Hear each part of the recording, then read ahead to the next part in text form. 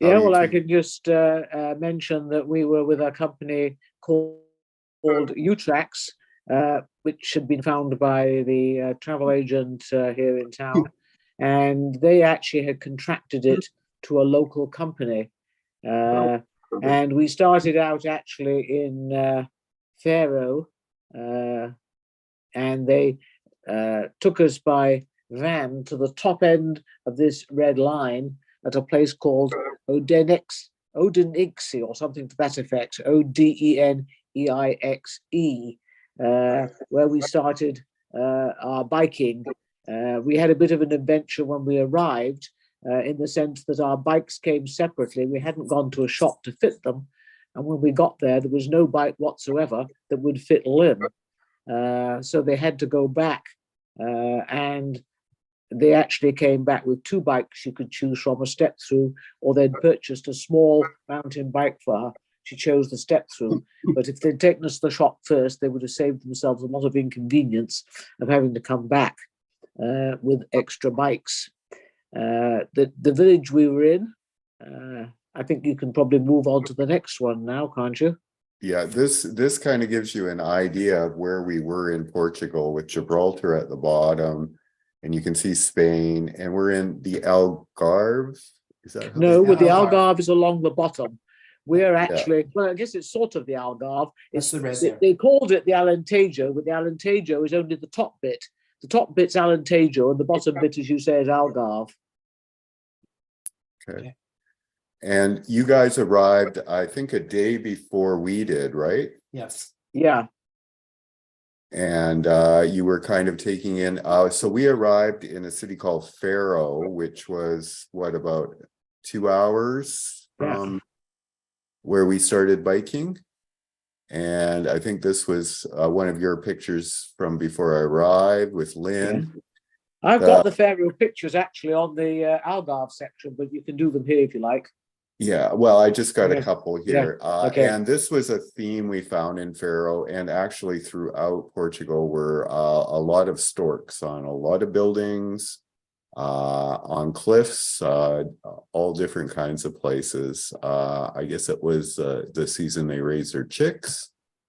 And you went to an evening entertainment, I think, before we came, where they Yes. were playing the traditional music. It was in an afternoon in the afternoon Yes. in the museum, I think. Yeah. We did go to an evening one as well, for the Fado singing. Okay. And then Norm and I arrived, and this is just us down at the harbor in Faro, enjoying the sunset. And this is the city we arrived in, Audexia. And this is just a map of, after we got our bikes, we did a trial run out to the beach to have a look. And then we were kind of following the biking route that we would do the next day, but we wanted to give our bikes a try. It was an 8K bike. Yeah.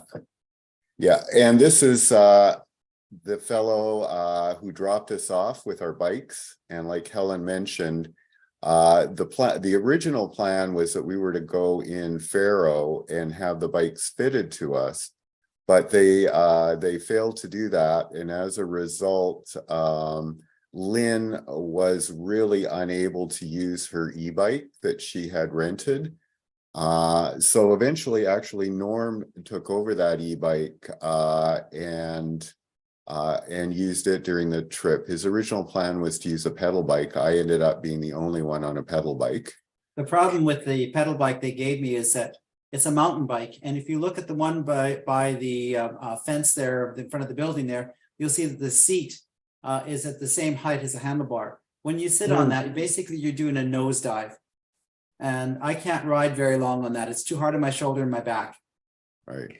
I might add, we all got a shock when we were presented with mountain bikes. This had been listed as a novice intermediate bike ride by Utrax. So we thought, knowing their novice is just to cycle along the flat river trails, intermediate would be gently going up and down on what I call step-through type bikes. And suddenly we were all presented with mountain bikes. And we subsequently did find the terrain a lot more challenging than we had anticipated. We all wrote back and said, you've undergraded this one. As I say, some of us like me had never ridden a mountain bike in my life, never mind the terrain you use them for.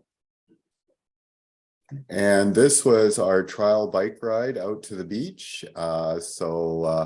There is my pedal bike, and Becky and Norm are there on their e-bikes. No, I was on the pedal bike there. Oh, That's that right. was your pedal bike. Yeah. Okay. Yeah, the other one hadn't arrived yet. Yeah, Right. that's when I knew I couldn't do it. It was too hard on my back. Yeah. And here we are just above the beach near Adexio. Mhm. And these were some of the beautiful flowers that we found along the beach. A nice picture of Helen there with her bike helmet on above the beach. And you'll And- notice the beach has a fair amount of waves. Pretty well all the beaches down this Atlantic coast that we were on, the southern Atlantic coast of Portugal, are classed as surfing beaches. They're not your paddling beaches of the southern Algarve portion. Oh, and this is a wonderful shot that Helen got over the cliff with her camera of a stork raising their 2 chicks, which I thought was really very well done. Yeah, if the chick falls out, they're going to fall a long way. And more pictures of the beach. And this was just looking down the street in Adexio. Very pretty little community. They had a little windmill at the end of the street and a little corner store. And the Yeah. hotel was in selected cottages. They had one cottage that was sort of their eating pool area, but we were all staying in cottages scattered up the street. Some of us were way up at the top of the street, actually. And that gives you an idea of the pool area, and was all very, very nice there. And there we are enjoying our happy hour. So the next day was our first day of real biking. So that evening, the company U-Trax had contracted with had brought an e-bike that Lynn was able to use. It was still a bit big, but usable. And Norm had decided, given his back issues, that he would switch to an e-bike. The other thing that we should mention is they dropped the bikes off and really gave us no true support. It was like, well, figure out how to set the height of your seats, how to make all the appropriate adjustments, and how to get the bikes ready and set up for yourself, and how to learn how to ride a bike on an extremely downhill slope, figuring out how the brakes are going to work because it was too steep to actually ride it. It was fun. So our hotel was about here. We got down the mountain and we were having a lovely bike ride along the river to about here. Where's here and here? Chris, you can't see. You're saying here. I don't Oh, know. well, I've got my arrow on it, Norm. Look on your screen. Oh, down there, bottom. All right. Okay. So we got to about here. And we were confronted with our first dirt road heading straight up the hill. And I wouldn't dignify it by a road. I'd call it a track. Go back. Yeah. why? Okay. Yeah. On this screen here, you will see the kind of elevation that we were doing. That is kind of like the elevation gain and loss as you're biking. Yeah. Well, yeah, it's 376 meters. So this was just a little, I think Helen took a picture of this as we were zipping along. And this is just before we hit our big mountain. We headed up and I think Lynn promptly fell off her bike, but with Norm walked up the hill with her and she got back on and persevered. Right, Lynn? I might No, add that actually- slide. Didn't have That much slide looking choice. back at the village we're staying in. Didn't have much choice. Mhm. It was pretty steep. So we continued our ride along through the countryside, and eventually we encountered a zebra, which was kind of interesting. They had a little, I don't know quite what it was, some kind of a wildlife park there, and we took some pictures of zebras. Oh, And God, eventually we biked down to a lovely, Jesus, man. I a thought you lovely, I thought you eliminated those. no, you just told me to eliminate one of them. I gotta pay you better. Sorry, then I didn't see him put- I'm sorry, then I didn't see him put that one in. Well, I would've would pulled it. say that that's a person who knows how to protect themselves from sun exposure. But anyway, Moving on. It's pretty. it's, you know, and this is us at the beach, kind of enjoying, wandering around and exploring it. And I thought this was a wonderful picture of Norm, who decided he was going to ride his bike through the waves. I was out in the water quite a ways too. Yeah, out there on the Atlantic, having fun. Another shot of the beach. This one, after we had done the beach, we kind of came back up and we're riding. So we came down this track down here. I think you Yeah. can see it. Yeah. And then we explored the beach and went over here, and then we rode back here, and this is us up at the top, I believe. Yeah. And some more shots of the beach. We then kind of proceeded through, well, we had lunch in a little community there, and then we proceeded through the countryside, and we ended up going quite a bit inland. And this was a shot of us kind of enjoying, or stopping for a moment as we're kind of proceeding along the way at this little area. Now I'll mention, I haven't mentioned how we were finding our way around. I was a navigator. They had given us an app for my phone. So I was using the GPS and the maps on that phone to find out where we were and to locate where we were going. And it was always kind of a bit of a surprise when I would say, oh, we're going to head up here, or this is the road down, or especially as some of there were a few times that got quite tricky getting down these. It was kind of like beginning mountain biking, but a little bit more mountain. Norm and I have kind of done a little bit of mountain biking. I haven't done any in a while, so I was kind of used to how to ride a bike on dirt tracks, whereas Helen, Becky, and Helen were a little bit more Lynn. challenged. Yeah, And just to It was clarify, it was extreme Becky did mountain. not ride her bike backwards. it was extreme mountain biking. The other thing I would add, that we were very thankful for Wes's technical expertise. This company, which I would always caution people about, did not provide us with any paper maps whatsoever. Our previous biking experiences on the Moselle, on the Danube, we had always been given excellent maps with the biking routes marked, what to see, whatever. This was all done by their app and by GPS. And as I say, there were no bicycle markers or signs on the majority of tracks. So as I say, it really needed someone with Wes's level of expertise on the techie side for us to find our way around. Norm might have managed it, and I think the rest of us would have been totally lost. Another shot of the little windmill.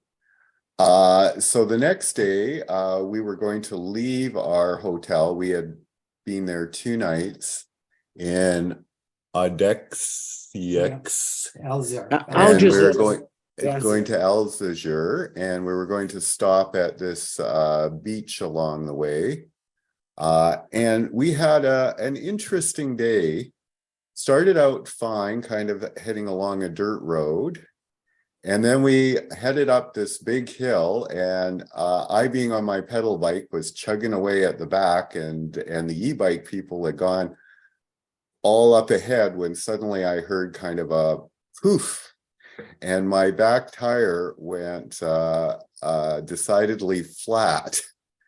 So luckily Norm, I think, spent most of his childhood fixing bike tires.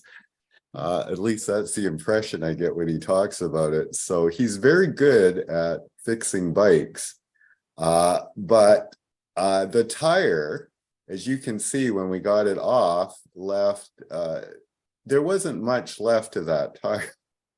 And that was where Lynn stepped in to save the day for us, because I had normally I always carry duct tape, but I had left my pack behind and didn't have any with me, and Lynn did. So we were able to put duct tape inside of that tire, because our fear was we would use the spare tube they'd given us, and I would just blow the tire again within moments of heading down the highway. So we put duct tape inside, put in a new tube, and I was able to carry on.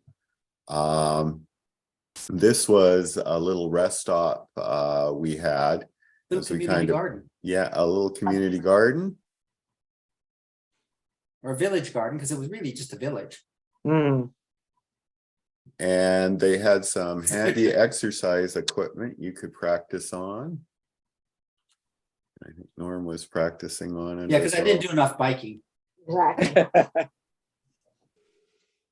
And then we came down to the little beach, which was a lovely beach with a hike. We hiked up to some cliffs up above it for a view of the coastline.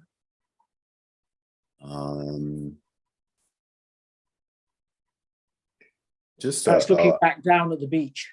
Yeah. It's a really nice area to check out the It was a bit scenery. windy. There were also some really interesting little plants along the way, and flowers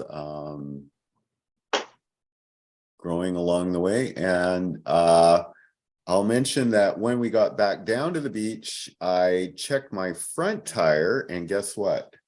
Only 10 minutes left? No. No, 11 minutes left. Oh, okay. So I checked my my front tire and found that it was starting to go flat as well, but we were able to pump it up and continue on. And we managed to get to the hotel. We had phoned the bike people, and they were coming that night, and they did arrive with a new tire and Spare tubes. and basically replaced our stock, got a new tube in the front for me and a new tire, new tube on the back, and I never had any further problems on the trip. What he didn't mention is, but we arrived arrived here, the front tire on his bike went flat. No, I did. Oh, did you? Sorry, I missed it. Oh, okay. Well, it was going flat. So that was that day. The next day we were going to bike all the way from Algarve to Pedralva. And this was another interesting day.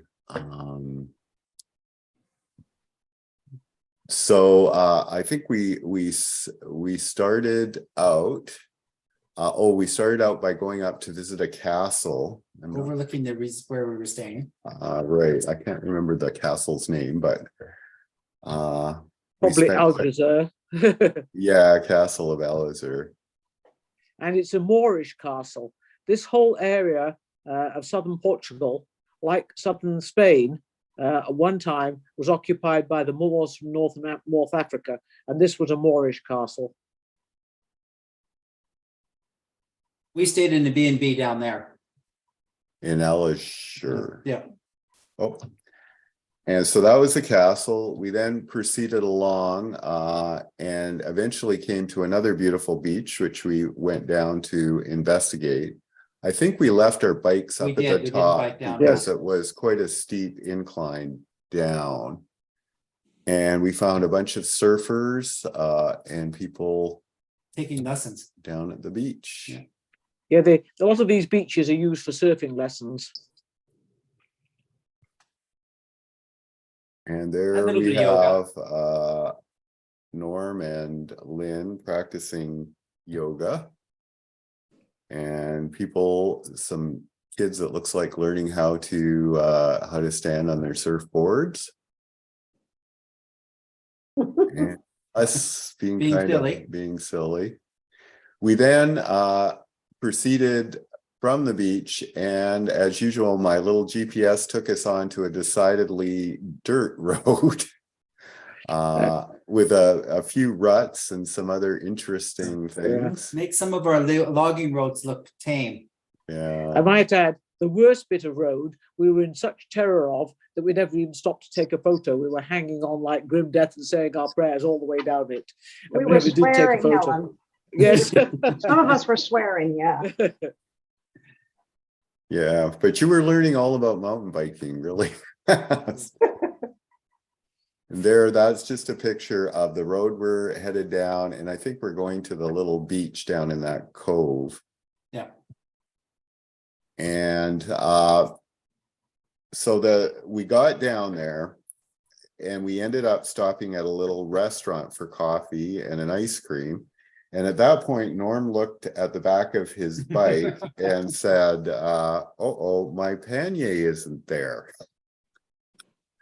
So while Helen, Lynn, and Becky kind of hung out there, Norm and I turned around, and we come down this is quite a steep hill going all the way down to the beach. We ended up going back and climbing up the hill. Now, I was on my pedal bike and I couldn't go up as fast as Norm on his e-bike. So he just powered on up there. And luckily, some kind stranger had found his pannier on the road and set it on a post. Yeah, right? hung it on a post.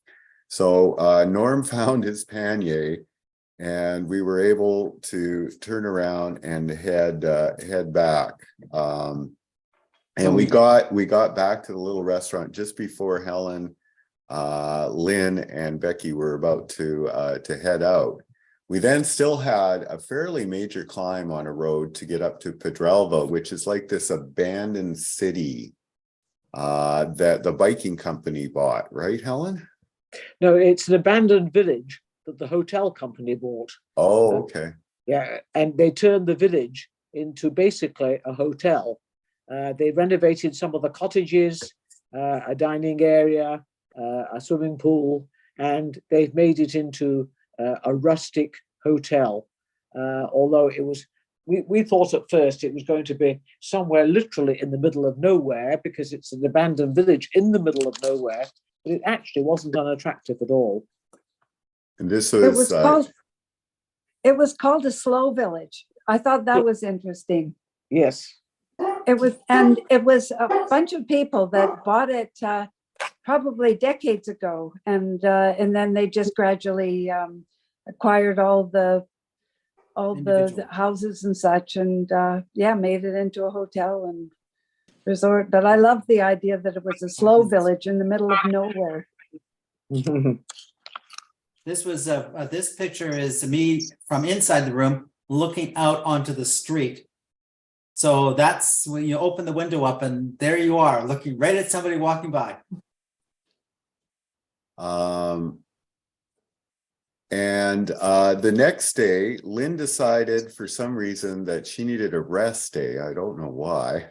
She was going to have a slow day in the slow village. God knows. So Take a walk.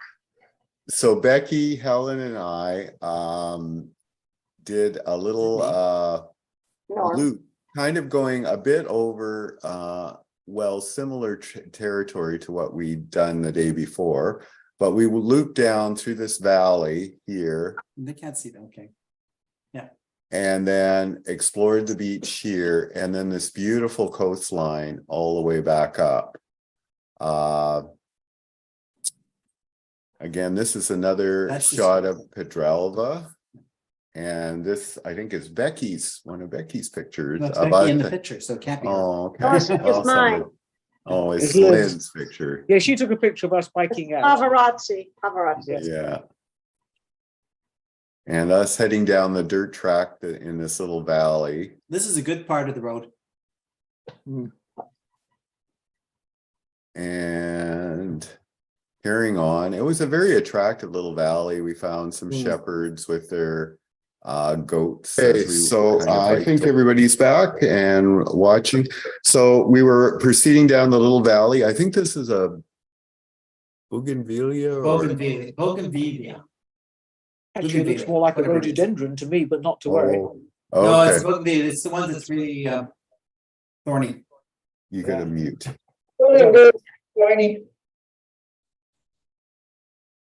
So this is us on that nice beach that I was pointing out on the map.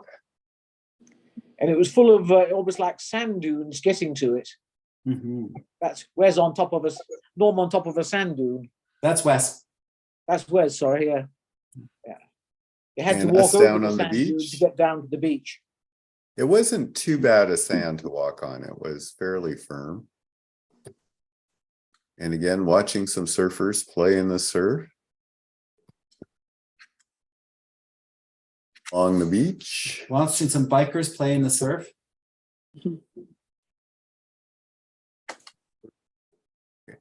Oh, and this is after we left the beach, we started to go around the headland.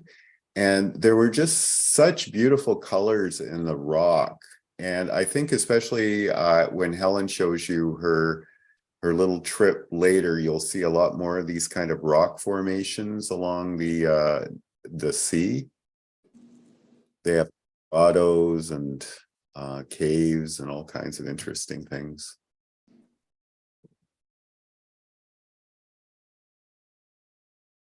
Just really interesting geology in that area. And no, we didn't climb down the site. It's in front of that. And I think this was Helen, wasn't this some little Moorish settlement they Yes, it had? was. Yes, Yes. yeah.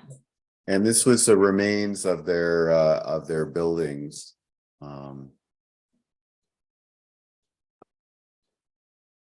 And I think that's a look at the next beach we went down to. Yes. But just look at the beautiful colors, and I think you can see a hiking trail. We didn't do that one. We did try to get down to the beach at one spot, which didn't really work out, but Mountain goats could have done it. yeah.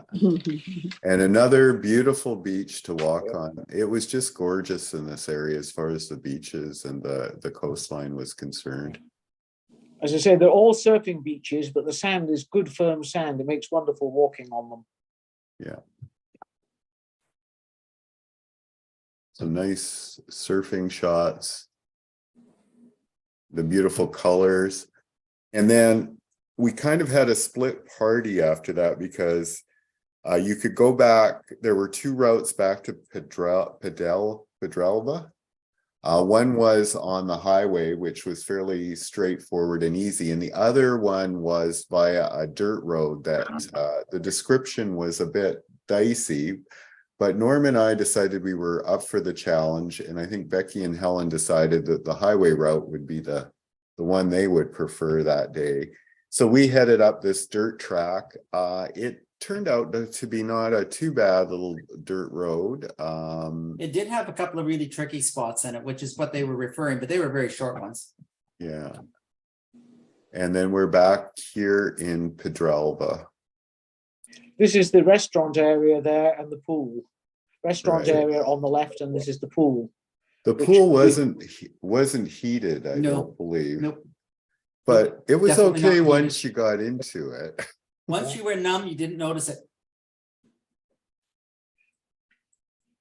And we're at our very last day when we went from Pedralba to Sagres. And we went via the westernmost point in Portugal, or I think it's the westernmost point of Europe. Yes. Cape Yes. Vincent. Yeah. Or Right Cape down here, that's the Vicente. westernmost point of Europe, Right. Yeah. of mainland Cape Europe. Vicente. Yeah. So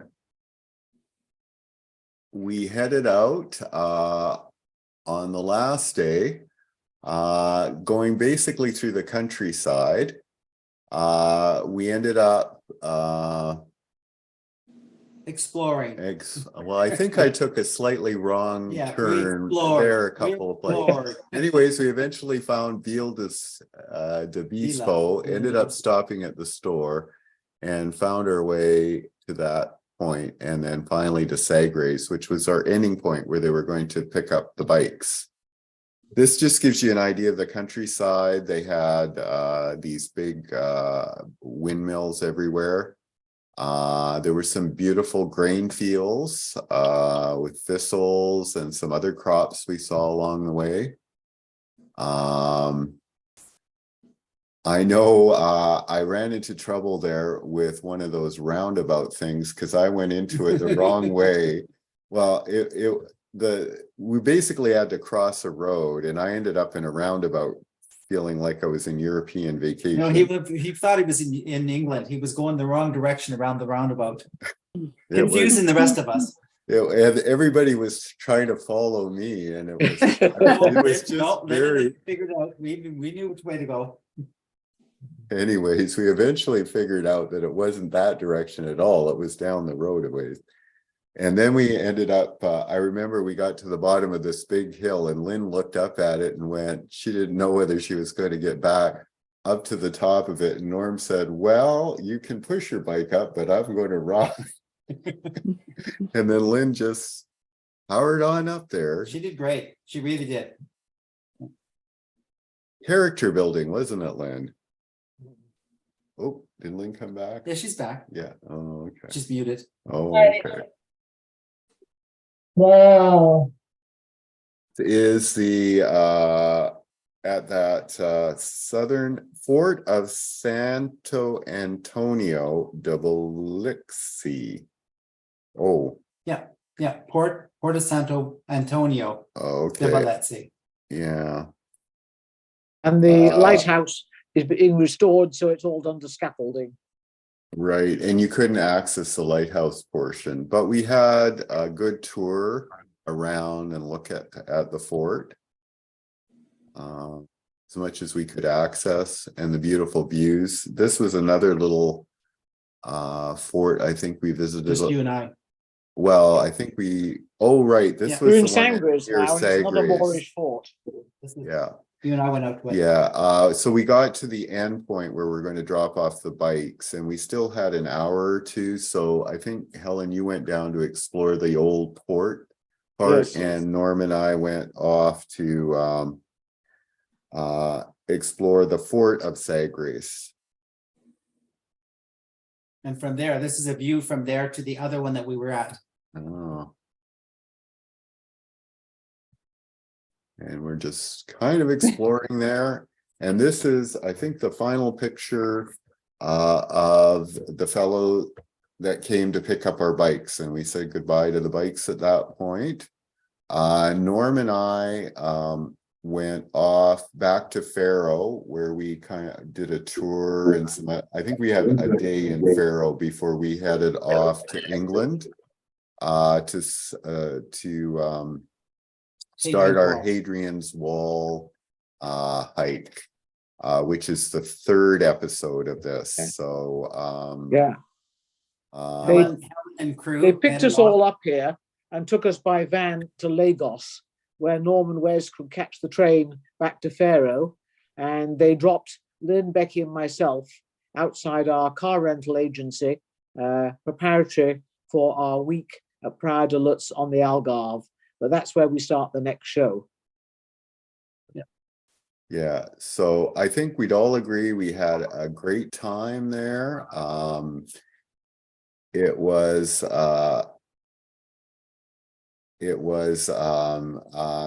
very interesting. I think especially Helen, Becky, and Lynn learned a little bit about mountain biking. And Yeah, that's right. Throw them into the deep end and see if they swim.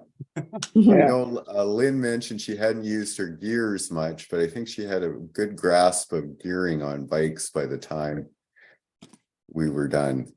Oh, Did you hear me say, if it wasn't for Norm, I'd still be at my tail teaching me how to ride a bike. I would still be walking a 45 kilometers bike if it wasn't for Norm. So thank you, Norm. You're welcome, but you would have made it. I think the takeaway from this is when you actually start talking to about companies about their trekking, you might want to do a little more research than we did. We made a lot of assumptions as to what they classified as a novice, intermediate level biking.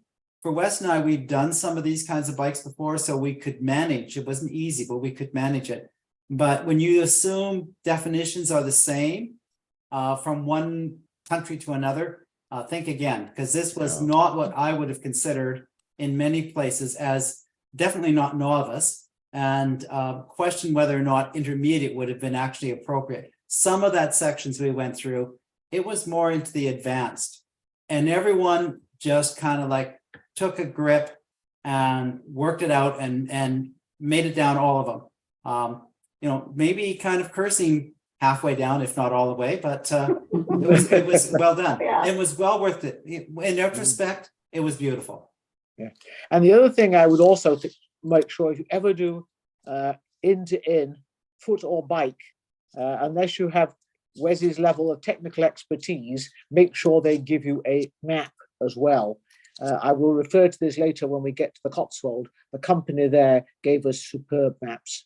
Yeah. And as I say, the digital was available if people wanted it, but they also backed it up with the maps for those who haven't got that level of technical skill. So that's also something to check out if you're ever venturing on an in-to-in anything.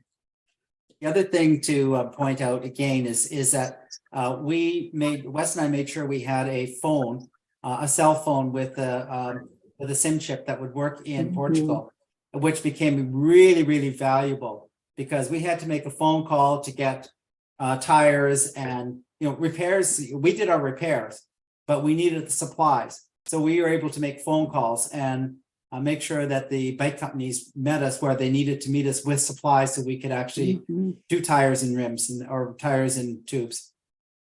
So make sure that somebody in the group has a working phone just for that purpose alone. And definitely navigating, I know in England, when we got to England, there's so many signposts everywhere, like on the Hadrian's Wall trek, you'd have to really work to get lost. But in Portugal, it was just, you just had to figure your way with what they gave you. You had to work to find the signposts. But the route was nice in that we were off the main highways. We didn't have a lot of traffic to contend with. We got very scenic, beautiful beaches to look at. So that part was very nice. That was very nice. So a very enjoyable trip, I think. It was actually very good. Thank you, Yeah. Wes. Really good. Thank you, Wes. Thank you, Okay, Wes. Thank you, Wes. okay. Well, I think And we'll we'll end it see you there. next week, hopefully, for the next installment of Algarve and in-to-in walking in the Cotswolds. And then the third week from now will be the Hadrian's Wall. Next. Thank you. Bye, everyone. Bye-bye. Bye. Everyone. Bye, Sam.